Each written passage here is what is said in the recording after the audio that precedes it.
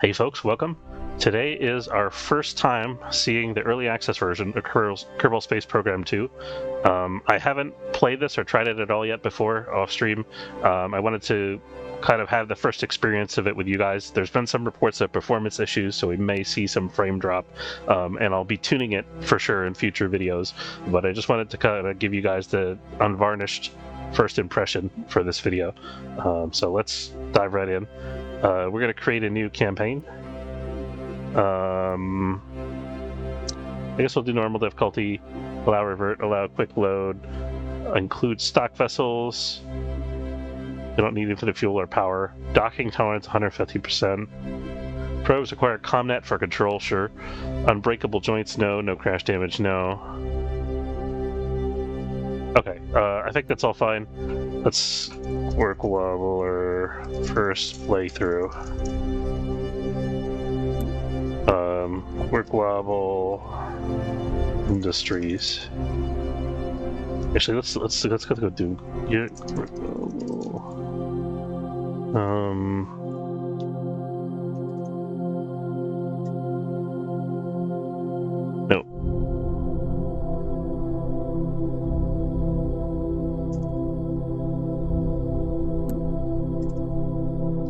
Coming up with a name. There we go. Okay.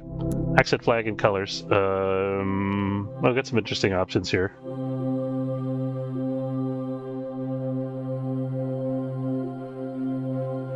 It's fairly limited selection, though.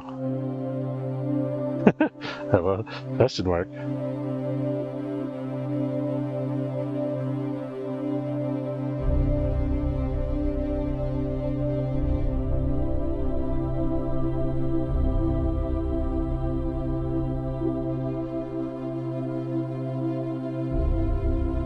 I kind of like this compass. Let's go with the compass.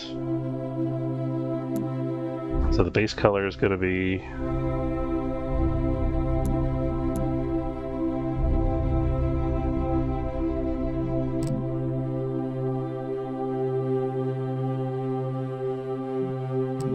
you can turn on, there's a toggle for first time user experience, so I guess you can like skip the tutorial if you played already. That's pretty cool. Let's do like blue and like a pale yellow. That sounds kind of cool. Actually, we could do my stream colors. Let's do, so we're gonna do like a teal and a darker teal. Something like that. There we go. See what happens. Flying duct tape, forgetting a ladder.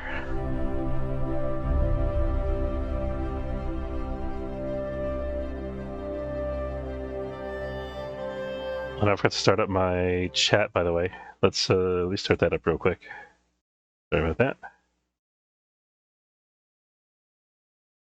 Hopefully the chat will actually show up on top of the game, otherwise I'll have to bring it up on my phone.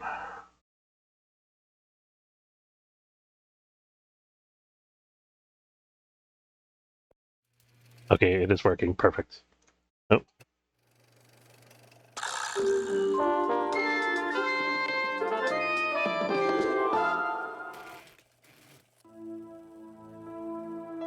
Your new space program, leaping forward into the cosmos. Since the dawn of Kerbal kind, we have looked to the sky and wondered what sublime mysteries lie hidden in the darkness, like jewels never beheld. These untold treasures may soon reveal themselves due to the efforts recently founded Kerbal Space Program. Oh my! I think that might have been the only copy of the orientation film. Hold on! Slides, somewhere. Welcome to your first day running the Kerbal Space Program. This campus hosts the greatest ever gathering of astronomers, astronauts, and engineers. After years of focused effort, this collection of geniuses has created several very impressive buildings. We believe we have all the necessary pieces to take our first steps off the ground. The best way to advance our technologies further is to get up there and learn by doing. All we need now is somebody to show us how to put all these parts together. Well, we also need somebody to help us out with the flying. We need a lot of help, actually. That's why you're here. My name is Paige, by the way. If you need any hints, feel free to visit me over at the training center.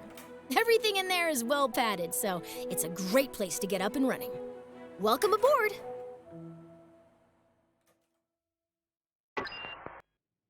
Hello, and welcome to Kerbal Space Center. This campus has everything you need to turn your fledgling space program into the stuff of legends. Okay. Our engineers have created a training program that will guide you through building and flying your very first rocket. You can go through those lessons here at the training center. So I'm supposed to click on the training center. You want to start your building right away. The vehicle assembling building is where you want to be. Yeah, let's do the training center. So we've got to learn how to build and fly rockets, planes, and rovers. Lessons take place in a simulation. You could start a lesson at any time, even in the middle of an active flight. When you're done, we'll put you right back where we found you. I love the dude on the treadmill. He's like, oh, I'm so tired. That's hilarious. How do rockets work?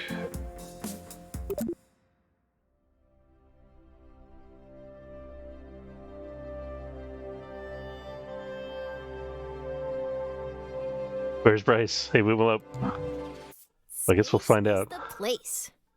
How's it going?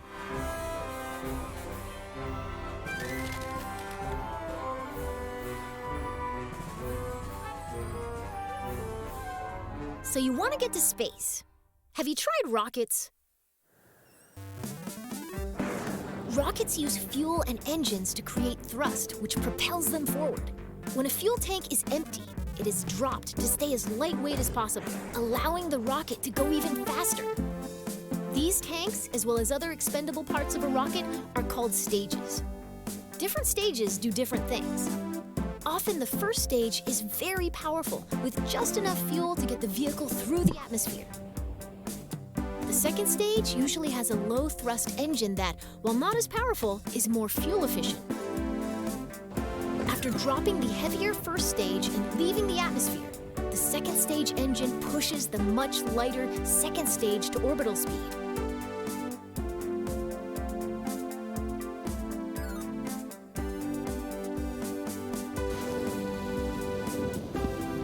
On a flight to space, the final stage parachutes back down to the surface, ideally in one piece.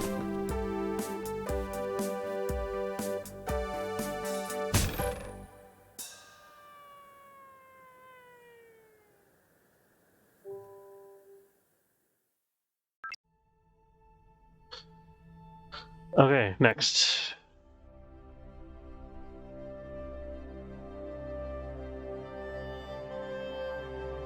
I hope it'll actually teach us the controls at some point, maybe like an interactive tutorial. Welcome to the launch pad. As you embark on your journey into rocketry, it's important to get all the crashing out of your system here in the simulator. It really cuts down on the awkward phone calls. Today, you'll be launching into the virtual skies over KSP, where you'll learn how to control a rocket. Okay, that's what I'm talking about. How to rotate the flight camera. That way, you can see the launch from your favorite angle. Great! You can also zoom the camera in and out. Nice! Go ahead and pick your favorite view for this launch. Whatever this view. Your rocket is ready for launch. Every good launch starts with a big green button and lots of fire. Most bad launches do too, actually. Alright, so we got a big green button we can press here. I guess we could press the green button. I'm used to pressing the space bar, but we might as well press the green button. Looking good! Ascend to 1,000 meters, and then we'll learn some controls. This is really jagged and aliased. It doesn't look good. I'm not super happy about that. You're a kilometer up. You can still crash, but you'll have more time to correct your course if you start pointing at the ground. Let's learn some rocket controls. When flying a rocket or a plane, we have specific terms for moving. Pitch tilts your rocket's nose up and down.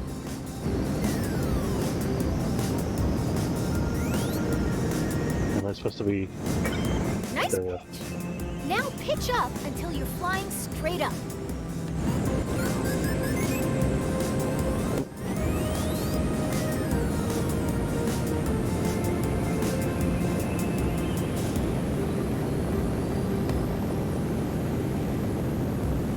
think I'm flying straight up, aren't I?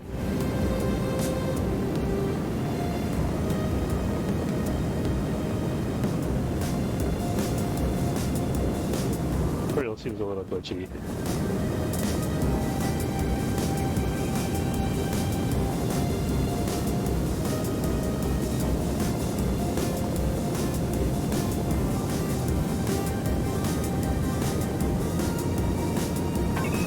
Let's move on. Oh, now it wants to. Okay. Steers your rocket left and right. Try it now. Now yaw to the left. Excellent. There you go. Now for the final control. Roll rotates your rocket clockwise and counterclockwise. Try it now. That's the basics of rocket flight. Feel free to experiment with the controls. You can move on when you're ready. Eee.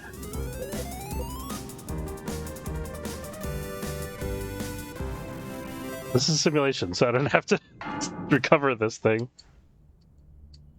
It's only a one-stage rocket, I guess.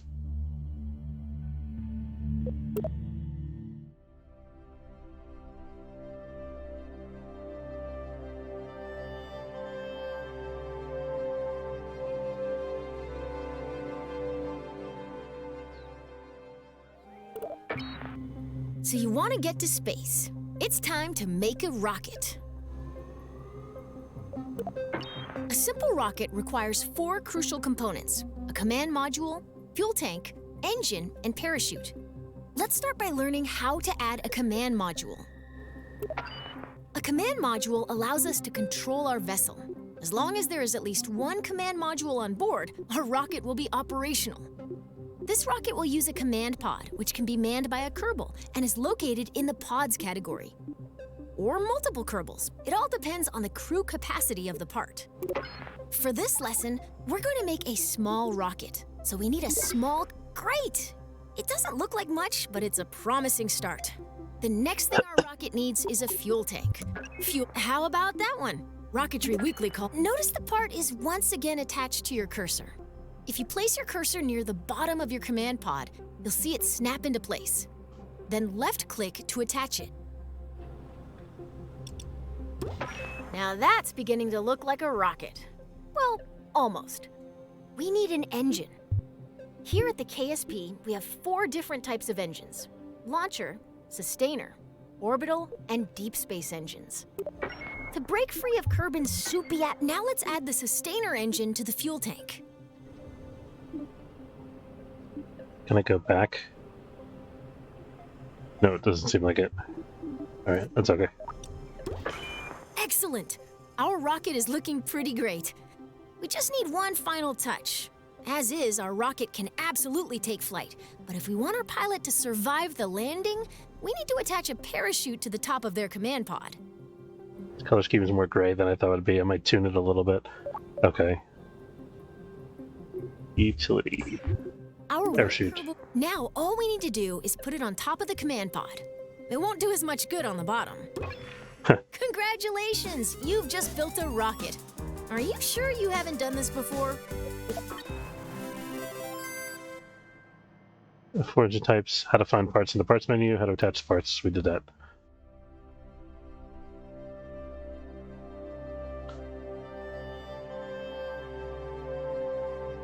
Kind of tempted to just start building, but I kind of want to see the tutorials just to see if there's anything new and different. Especially like the procedural rockets, you'll want to see fuel tank generation. Other angles. Let's learn how to manipulate the first. Let's rotate the camera. Nice. Now let's zoom. Great. Now let's pan. You can also focus your camera at a specific part. That's weird. I can pan the camera up and down, but I can't pan it side to side. It just rotates it. That's weird. If you want to view your rocket from the top, front, or sides, switch to blueprint mode. You can change the camera's direction by selecting different sides of the view cube. The cube is down here. Okay, so this is new. Get lost in the VAB. You can always reset the camera. Press home. Nice. Now you can get at those hard-to-reach parts of your rocket. Okay, so this is the blueprint mode. That's cool. I like that feature.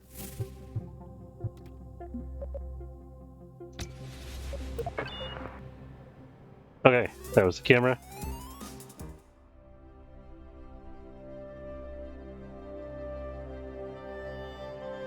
I feel like they could have fit a little bit more into each tutorial so I don't have to load as often.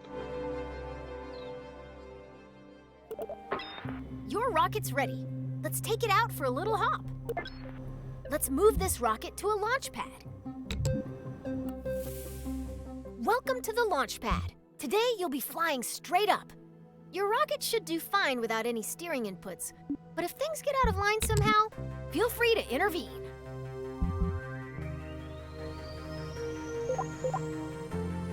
Give me a countdown. I think the countdown's broken actually. Because I could see the thing spinning up here, but it looks like there's a number there that's supposed to be counting down and it didn't count down.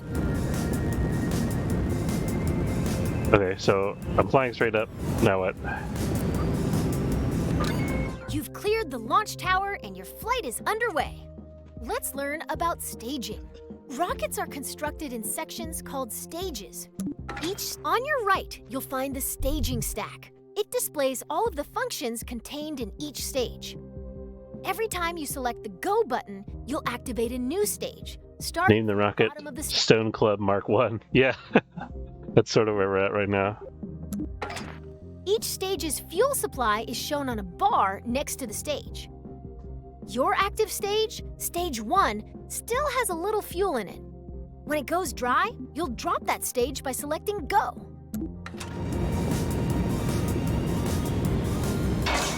Your first stage is out of fuel, and all it is doing is slowing you down. To drop that weight, you're going to activate your next stage. That will activate a decoupler, which will drop your empty stage. Ready? Hit Go to lose that mass. Oh, it fired the next stage instantly. That's interesting. That's different. Congratulations! You're nearly to space, and your next set of fuel tanks are empty. Now is a good time to drop them. Activate the next. Your capsule will now continue coasting up. All that's left to do is gaze back down at Kerbin and wonder if you remembered to lock your car. Nice work!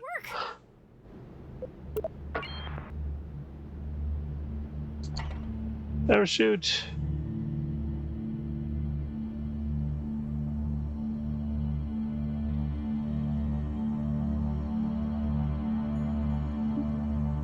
Our SAS is enabled here.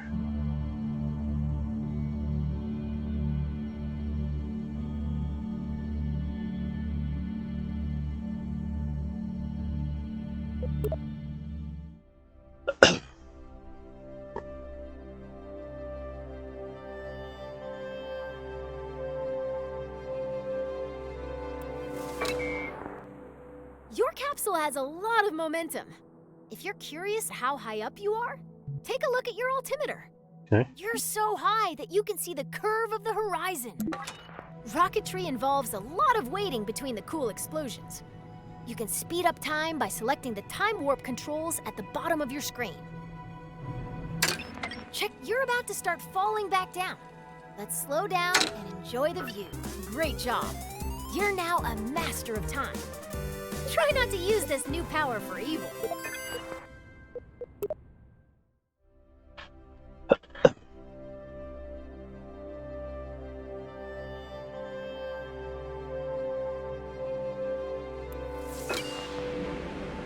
What goes up must come down.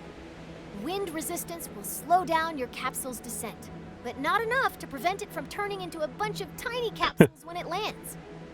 That's why we've attached a parachute. If you deploy your parachute too early, it'll be torn off. If you deploy it too late, you'll do some unplanned underground exploration. The sweet spot for Kerbin is between 20,000 and 2,000 meters. Okay, so we're already in the range here. Okay, you're low enough to activate the final stage that contains your parachute. Hit go So we get to boast other, just above 2,000 meters.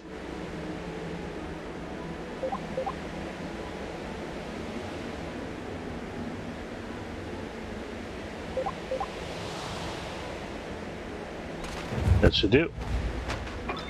Nice work! The parachute will trail your capsule for a bit without fully opening. Once you've slowed down enough, it'll open There we go. all the way by itself. Your parachute is now fully deployed and slowing the capsule to a safe velocity. Congratulations! If this were real, you'd find celebratory snacks in the VAB kitchen. Alright, so that was that whole tutorial series.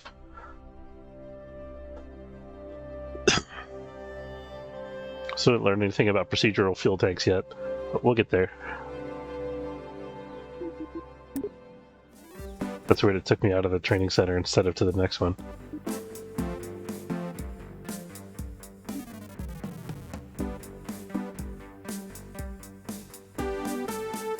I think we're gonna skip the part about going into orbit. Maybe, well, we could skim through it.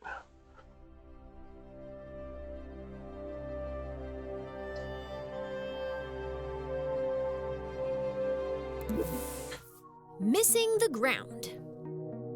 If you want to visit space when it's moving sideways half every time it goes around the body it's orbiting, forever. If that object is a Kerbal, it is recommended that they bring lots of snacks. So since your goal is to move horizontally at a high speed, why not launch sideways? On Kerbin, the atmosphere is like a thick soup. You waste a lot of fuel trying to fly through it horizontally. By launching vertically, you cut through the thickest part of the atmosphere as quick as possible. Most orbital rockets begin tilting toward the horizon soon after they leave the launch pad. This maneuver, called a gravity turn, uses the planet's gravity to turn the ship and reduces the amount of fuel needed to achieve a stable orbit. When launching near the equator, your gravity turns should point toward the east, since your vehicle gets a free boost from the planet's rotation. Thanks, planet! Once a vehicle is moving quickly enough that its arc will take it above the atmosphere, it shuts down its engines and coasts to space. Once it nears the top of that arc, the vehicle needs to fire its engines that arc into a nice big circle. The ground. What just hit the window? I need to know this. That was the baseball.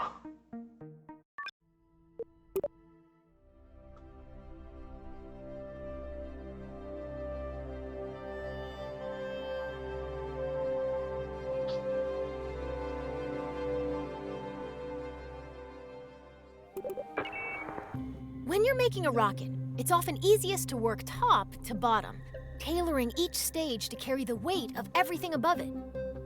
To give you a head start, I've already placed an upper stage, perfect for maneuvering in the vacuum of space. It could use another, more powerful stage to push it up to space. Anytime we intend to drop an empty stage after using all of its fuel, we connect it to the stage above it. You add that decoupler to... We need to attach a larger, more powerful lower stage to the bottom of your rocket. To keep things simple, I've whipped up a new lower stage in another workspace. You can bring saved vehicles and other sub-assemblies into an in-progress... This is a great new feature. Merging it. Let's merge my lower stage into this VAB workspace. Out in the real world, this list would show all of your saved workspaces. Here in the simulator, I'm only showing you the lower stage you need to merge. Now that the lower stage has been merged into your current workspace, you can see it next to the upper stage. Select the lower stage and connect it to the decoupler beneath the upper stage to create a... Perfect! Merging is a very powerful tool. Anytime you want to reuse a particular booster, lander, or other element from an existing rocket... That's pretty cool. Seems very simple in this tutorial, but man, you could do some really complicated, awesome stuff with that.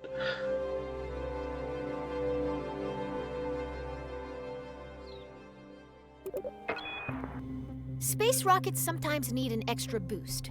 In a rare case of rocket scientists naming something well, these additional rocket engines are called boosters. Boosters are attached to the sides of a vehicle to keep them out of the way of the main engines. Solid fuel rockets make great boosters. They produce a very high thrust. We'll start by attaching 4 radial decouplers that will eject the spent boosters when they're empty.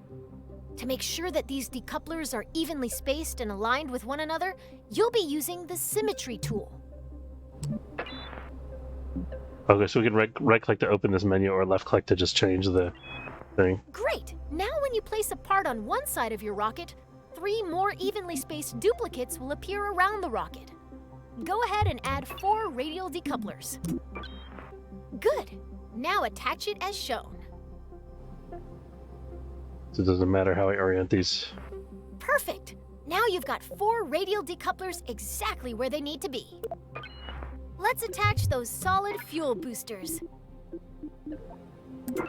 Since you're still in 4x symmetry mode, simply attach this booster to one of the decouplers you just placed. That will attach copies of that booster to the remaining decouplers. Let's gotta do this in blueprint mode. There we go. How cool is that? Good job. You've finished your orbital rocket. You can symmetrically place up to 8 parts at once. A feat that could until now only be achieved by certain sea creatures.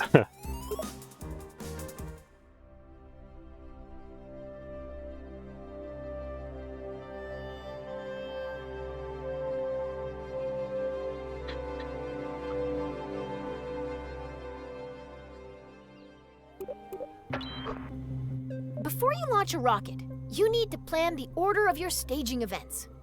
Nobody wants to start out their flight by popping their parachute, right?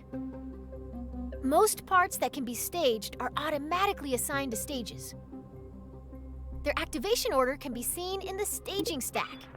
The staging order begins at the bottom of the staging stack. You want your boosters and main engine to fire together for maximum thrust. The solid fuel boosters are currently in the 2nd stage. If we don't change anything, the boosters will ignite late and detach themselves at the same time.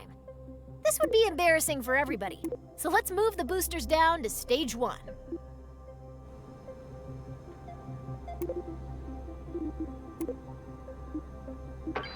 There we go. Your solid fuel boosters burn very hard and very fast, so they will run out of fuel first. Even though your Drag and drop UI is kind of primitive. Doesn't show the thing you want to drop the empty underneath the mouse when you drop your main engine. You'll get add up. a new stage above stage 1 to do one thing. Activate the radial decouplers to jettison your spent boosters. Click the plus to the left of stage 1. Now move all 4 radial decouplers from stage 4 to your new stage 2. All done. Your remaining stages are set up so that stage 4 will activate your orbital stage's engine. Stage 5 will detach the orbital stage's fuel tank when it's empty. And stage 6 will deploy your landing parachute. Thanks to you, this rocket is ready to fly.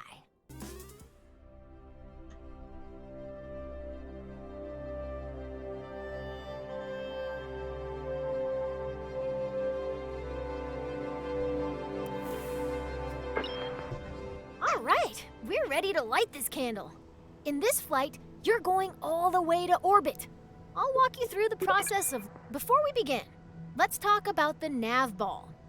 The nav ball shows your vehicle's orientation relative to the horizon.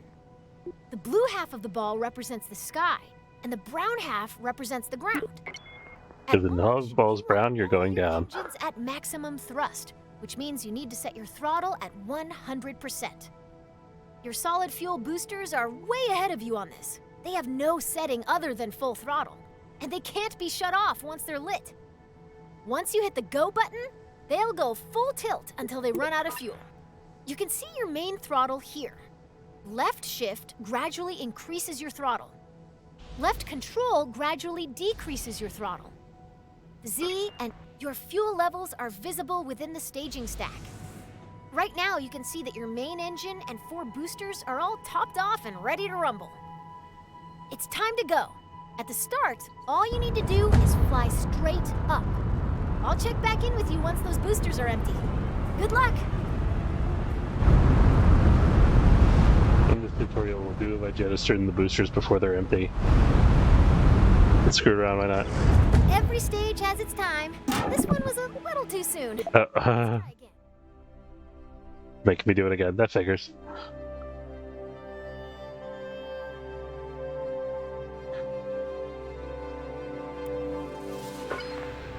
All right, we're ready. Before we begin, at launch, you can see your main throttle here.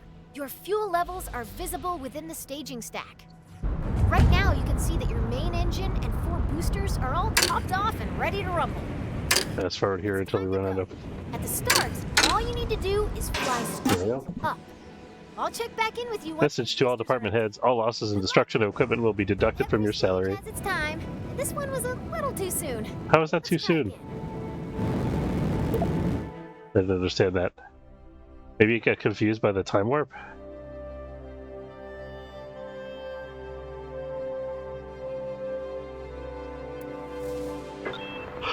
Alright, we're ready to... Before we begin, at launch, you can see your fuel levels are visible within the staging stack.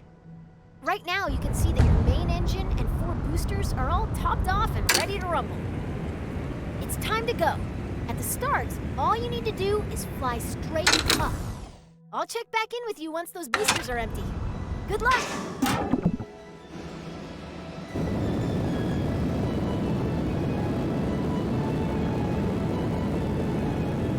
It's definitely bugs. It doesn't understand the time warp.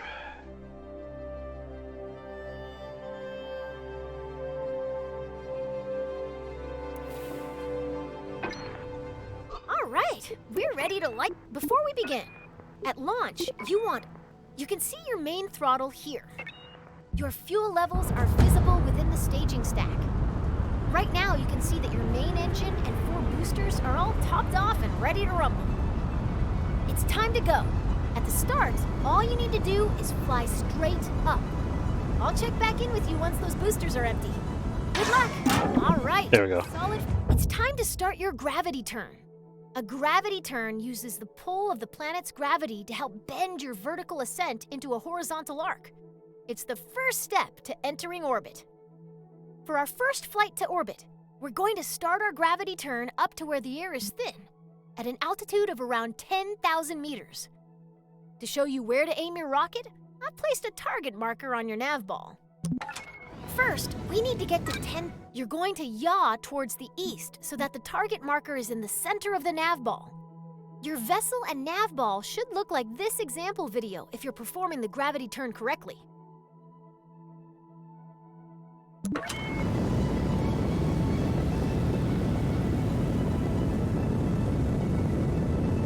Rocket does not want to turn. Nope. Way to make Kerbin's gravity work for you. You're now on track to establish an orbit. Your current stage's fuel is empty. Great job! Your rocket is on its way to orbit. As you gain experience, you can make your gravity turns more efficient by starting to tilt your rocket soon after liftoff. Adjusting course with a series of small corrections instead of one big one will leave you with a lot more fuel when you get to orbit. Turning immediately after launch requires a very stable rocket. So if you ever have trouble keeping the pointy end up, you can try the simplified wait and turn method we use today.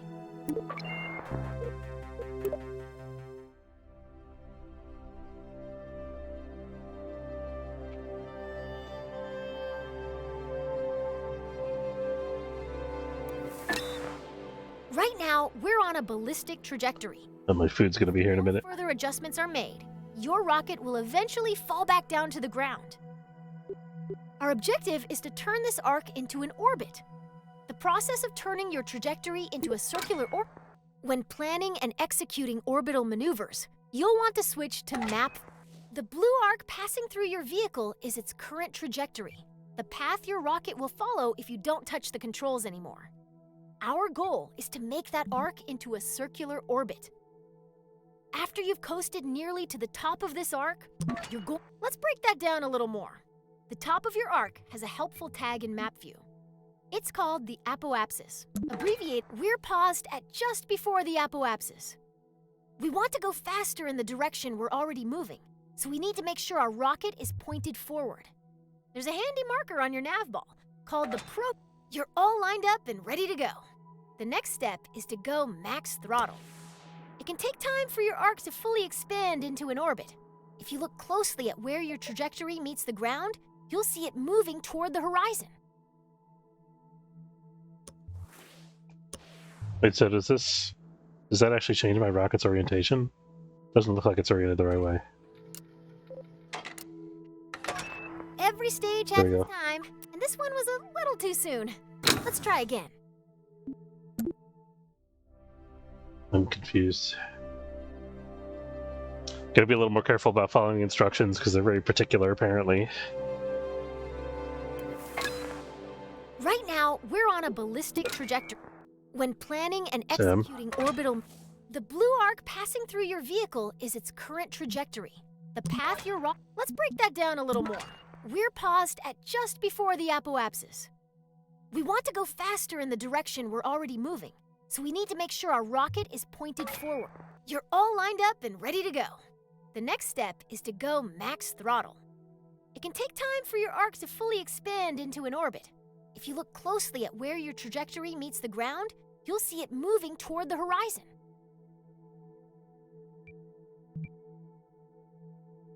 Are we advancing forward? Seems like the game is paused. Once your trajectory reaches all the way around the planet, you'll see another marker on your orbit. This is the periapsis, or PE, the lowest point in your orbit. It'll always live on the opposite side of your Oh, it did reorient the rocket, okay. or highest point. By burning prograde near your apoapsis, you increase the altitude of your periapsis, the lowest point on your orbit.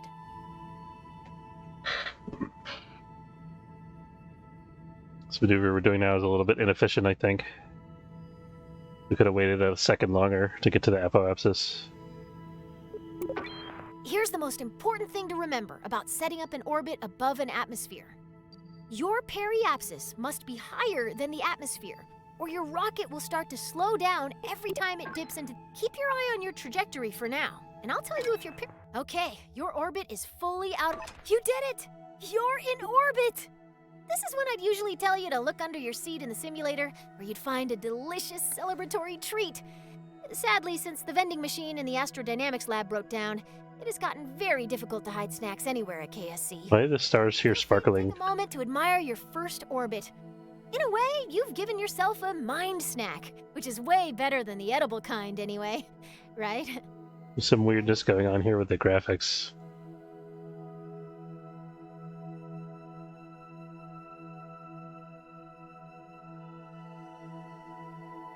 Yeah, stars should not sparkle when you're in space. That's an atmospheric effect.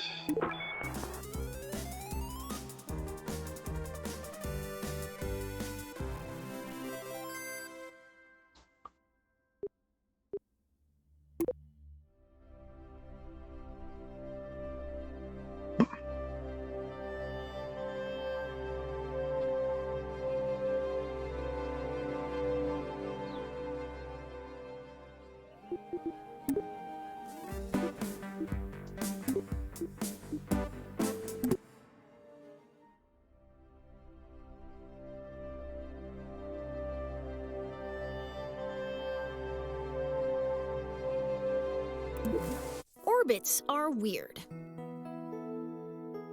Remember your orbiting baseball? What? Grab your bat and try to hit the ball to us. Unfortunately, hitting the ball upward bends its orbit so that it hits the ground in the direction it's already moving, adding to its already high velocity. Now that you've sped the ball up, why isn't it flying any higher? It just keeps whizzing by at the same height it always did.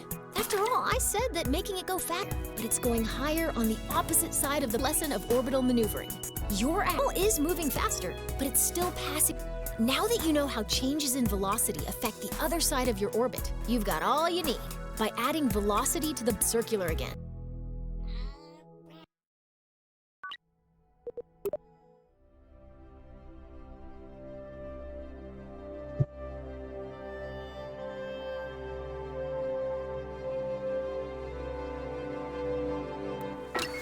An equatorial orbit is good, but if you want to travel beyond Kerbin, you will need to manipulate your orbit. Let's start with something simple, expanding an orbit. We do that by increasing the value of our apoapsis. Let's get a good view. Remember how you circularized your orbit by increasing your forward velocity? To raise your orbit, you'll just do more of the same. It's time to burn prograde. Now that we're pointed the right way, we can increase the throttle and watch our orbit expand.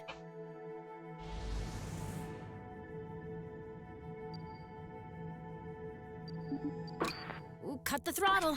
Nice. That maneuver raised our orbit on the other side of Kerbin. So, like I said earlier, the highest point, scroll the middle mouse wheel to zoom in and out. Double-click an object to center your camera on it. Click the middle mouse button to enter FreeCam. Press Home to reset the camera to your active vessel.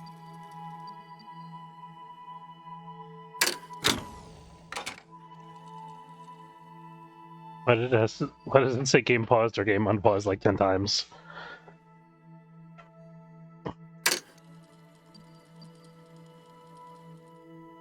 Okay, so click the middle mouse button. Okay, there we go. And then home. There we go.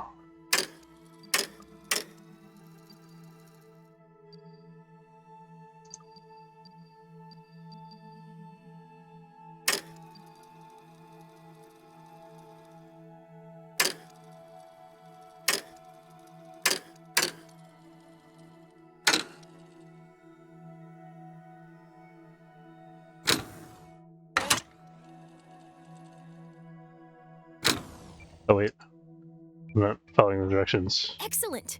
You can time warp to any position on your trajectory by selecting a point on your vehicle's current path, and then selecting Time Warp to Point. Okay, I did that. Now what?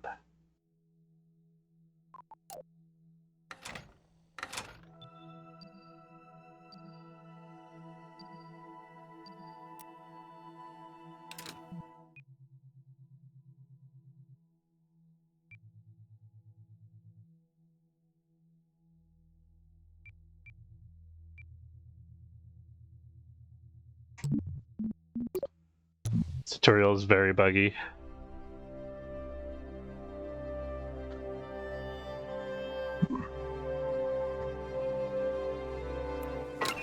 An equatorial orbit is good, but if you remember how you circularized your orbit by increasing your forward velocity? Now that we're pointed the right way, we can increase the throttle and watch our orbit expand. Ooh, cut the throttle. Nice. That maneuver raised our orbit on the other. Like I said earlier, the highest point of our orbit, scroll the middle mouse wheel. Excellent. You can time warp to any position on your trajectory by selecting a point on your vehicle's current path. Now you're way up in the sky, so high that if you circularize your orbit now, you'll be in high orbit. Wow, the black starry void looks so small from here.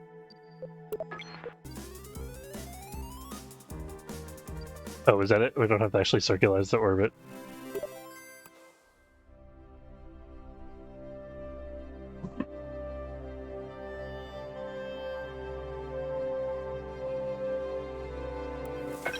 From command pods to space probe cores, a lot of critical rocket parts use electric charge. You'll want to design your rocket so it can... Most rocket engines generate electric charge while active, but we'll still need a way to keep... Solar panels convert Kerbal's light into EC for our rockets. Small... Just kidding. There's a handy button that opens all of them with a single click. Give it a try. Great! The solar panels are now extended. Light-tracking solar panels only rotate on one axis, so we may need to reorient our ship to point them fully at the sun. Let's make sure the panels are getting direct sunlight by rolling our ship a little bit. I think it's telling me to use the Q and E. I think we actually want to go this way. Right? Excellent. The solar panels are soaking up all of those sweet photons and giving our rocket some much-needed EC. You can see the status of any solar panel within the Part Manager in the Electrical Parts menu. You can either access the app directly by clicking the app button, or you can right-click a part to directly access it in the Part Manager.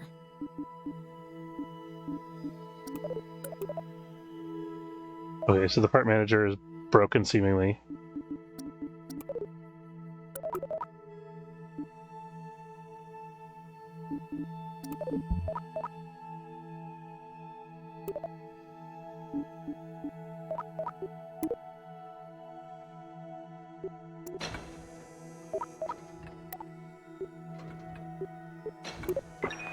Getting EC is one thing, and storing it is another. Most command pods have a small battery, but many missions will call for additional EC storage. When we're traveling far from the sun or going to the dark side of a planet, more batteries means more peace of mind.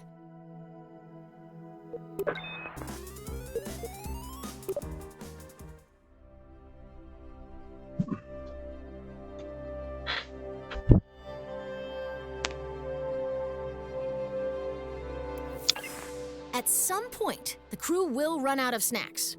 Did you know a Kerbal is 99.9% more likely to crash when hungry? That's when it's time to... Remember how we burned prograde to raise our orbit? To lower our orbit, we burn in the opposite direction, retrograde. SAS can now flip retrograde, the opposite direction to our... All right, the rocket is aligned to retrograde. As we decelerate, watch what's happening to our periapsis. Once it enters the atmosphere, this rocket is on a path back to the ground. Don't ease off the throttle yet, though.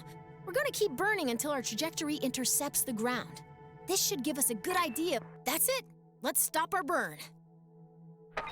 Now that we're on a collision course with Kerbin, we need to turn that collision into something more survivable. This process of crashing without dying is called landing. Our upcoming stage will activate a decoupler, dropping the engine and exposing a very important heat shield. Why don't you do that? Great! We're on our way down and our heat shield is exposed. Have you ever wondered what a marshmallow feels like when it catches on fire? You're about to find out.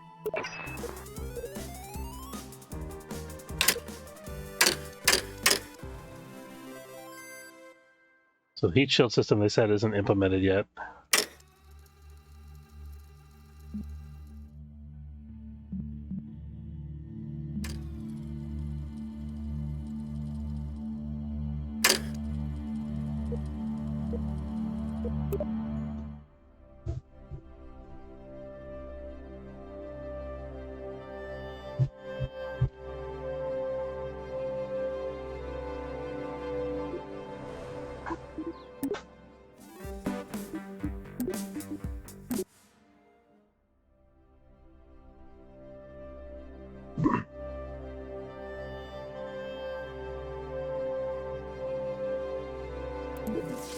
Orbital transfers.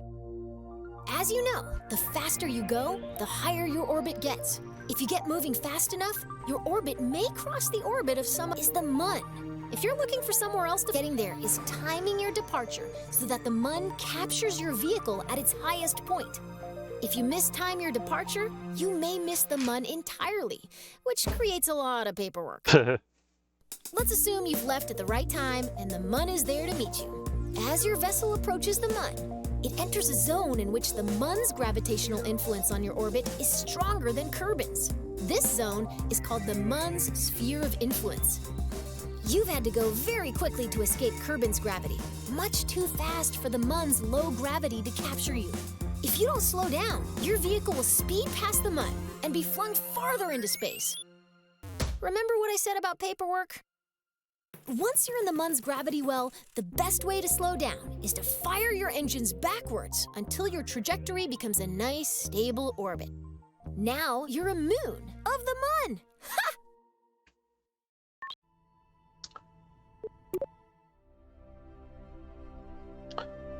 Ha! Alright. My message to all department heads, all losses and destruction of equipment will be deducted from your salary. That's mean. That's a pretty harsh thing for a rocket scientist. And ready to fly. The mission today is to, drumroll please, intercept and orbit the MUN. To be captured by the MUN's we're going to create a maneuver plan to figure out. Great! Now here's a new trick. We can select any object as a target in map view. Targeting gives us useful information and enables new tools. Once we've targeted a celestial body or other object in space, our maneuver will provide closest pass and plane angle information.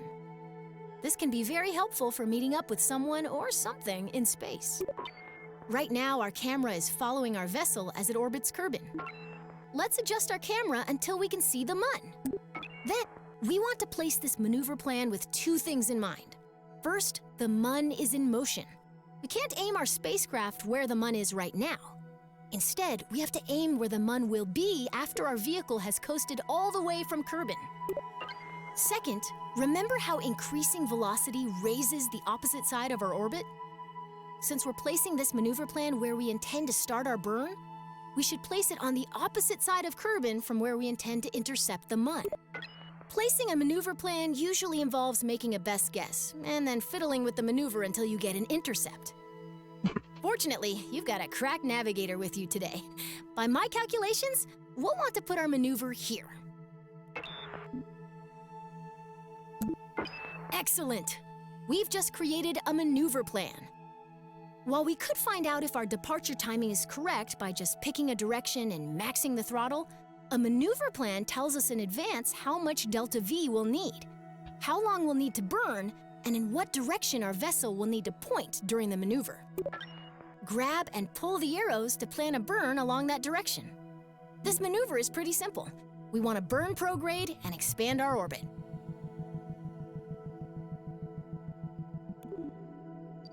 Oops.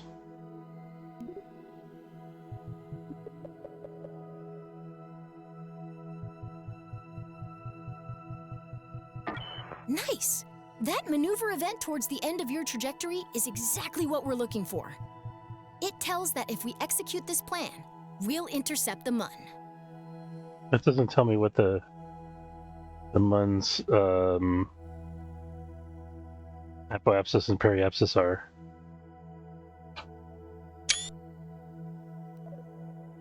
Aero GUI. Okay, let's get rid of that. There we go.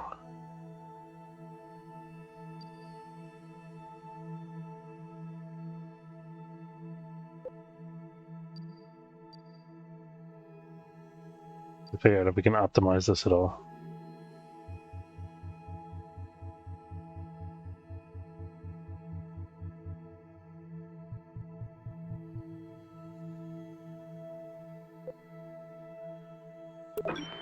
If a maneuver looks right, but we're not getting the intercept we expect, we can change the starting position of the maneuver by grabbing and dragging the middle of the maneuver plan along our orbit. It's very common to refine a maneuver plan by, if we don't want to maneuver at all, we can delete the plan, either by right-clicking the gizmo and selecting delete, or through the burn timer. Maneuvers are invaluable when leaving Kerbin. Feel free to come back and practice anytime. Oh, not actually doing the maneuver? Okay.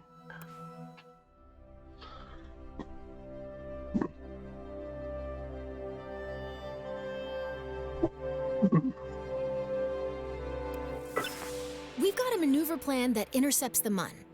Now we just need to execute that maneuver and fly to the Mun ourselves. Whenever we have a maneuver plan, a burn timer will appear.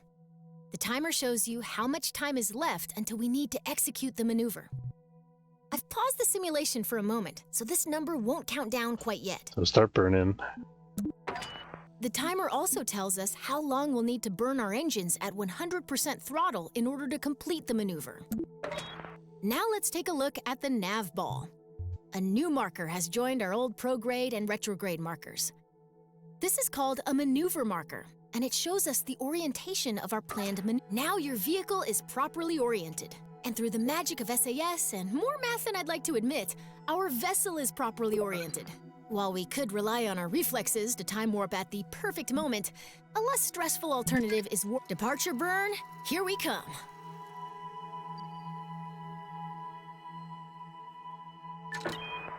Great! We've exited just before our maneuver burn, and I've paused the simulation once more. After we select... Okay, get ready to hit the So throttle. 30 seconds.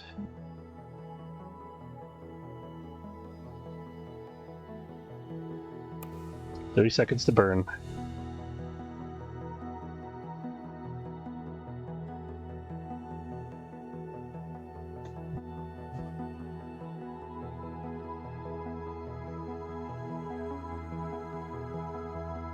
All right, folks, here comes the juice.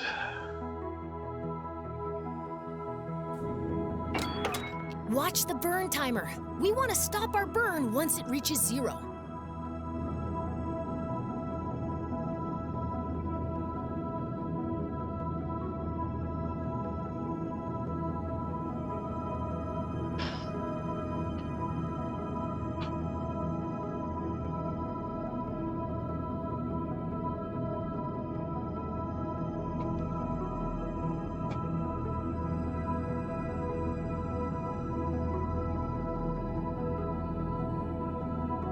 It's been a long burn.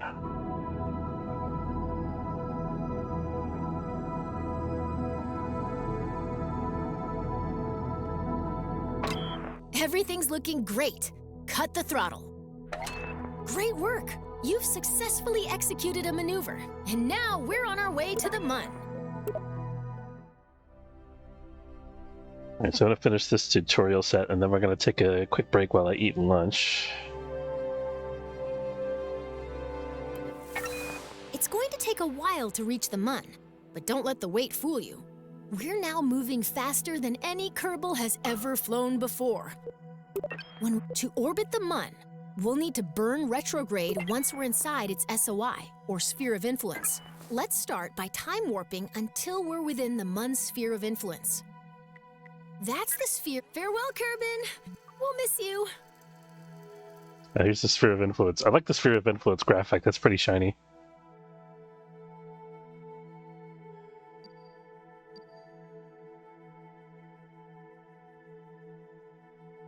Falling into the sphere. Welcome to the Mun's Sphere of Influence. Let's slow. Did you notice that we've got a periapsis above the Mun, but no apoapsis? Remember the rule of orbital opposites. Because we want to lower your apoapsis, we'll need to place our maneuver plan at the... In order to reduce our apoapsis, we need to slow down by burning backwards, or retrograde. This is a little like deorbiting over Kerbin, but we're going to stop burning before our trajectory meets Mun dust. Oops. A very small burn, apparently.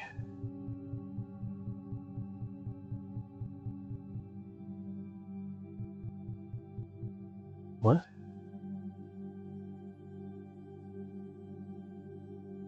Try this again.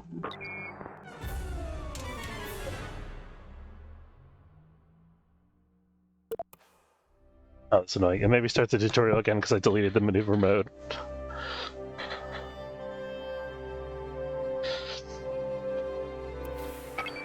It's going to take a while to reach the Mun. To orbit the Mun, we'll need to burn retrograde. Let's start by time warping until we're within the Mun's Sphere of Influence.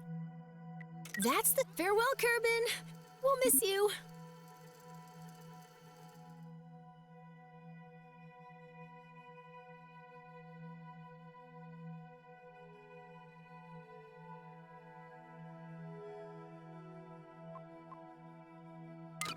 Welcome to the Mun's Sphere. Did you notice that we've got a periapsis above the Mun, but remember the rule of orbital opposites?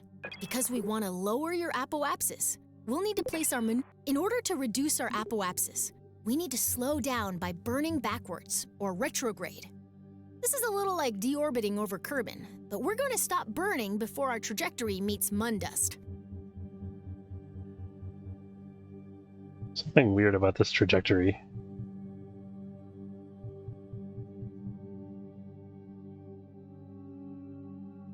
What is it? Okay, I guess that's a Mun orbit. It's just a little confusing because it's showing this other arc at the same time. So I guess this is like a minimal burn.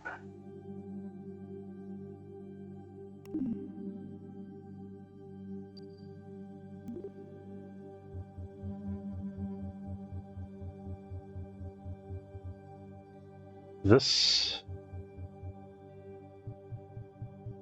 should show like an orbit. I think this is broken.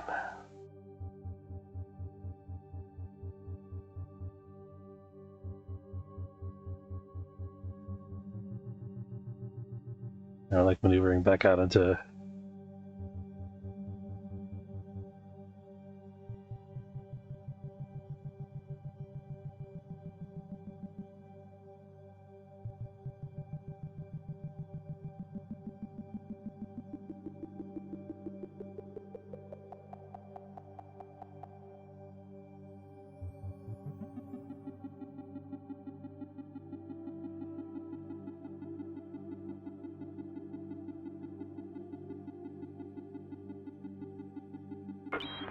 Maneuver plan Oops. set.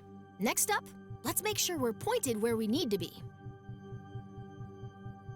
There we go.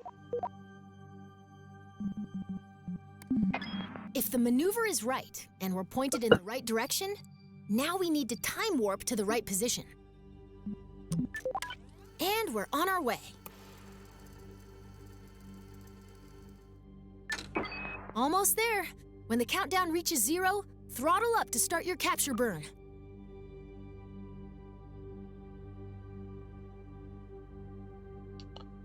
Can I time warp this, or is it going to yell at me?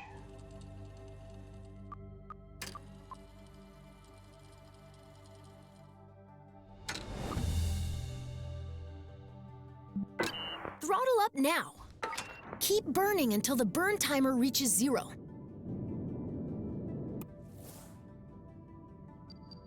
Shut the engines now. We have an orbit. Hey, make up your mind. I thought I was supposed to... Okay. Fantastic. That was some fancy I guess I overplanned the burn. I feel like you're about ready to try this for real.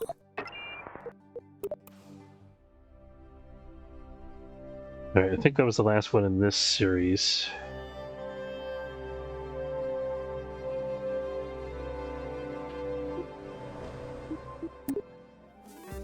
See where we're at. That was... It didn't teach us anything about the procedural fuel tanks. That's weird. Okay, Alright, we're going to... I'm going to stop the recording there, and then we'll do a new recording for our first actual flight. If you're just watching this video, I want to say thanks for watching. Hope you enjoyed. Don't forget to subscribe. It's free if you're watching on YouTube, or follow if you're watching on Twitch. And I will see you next time. Thank you.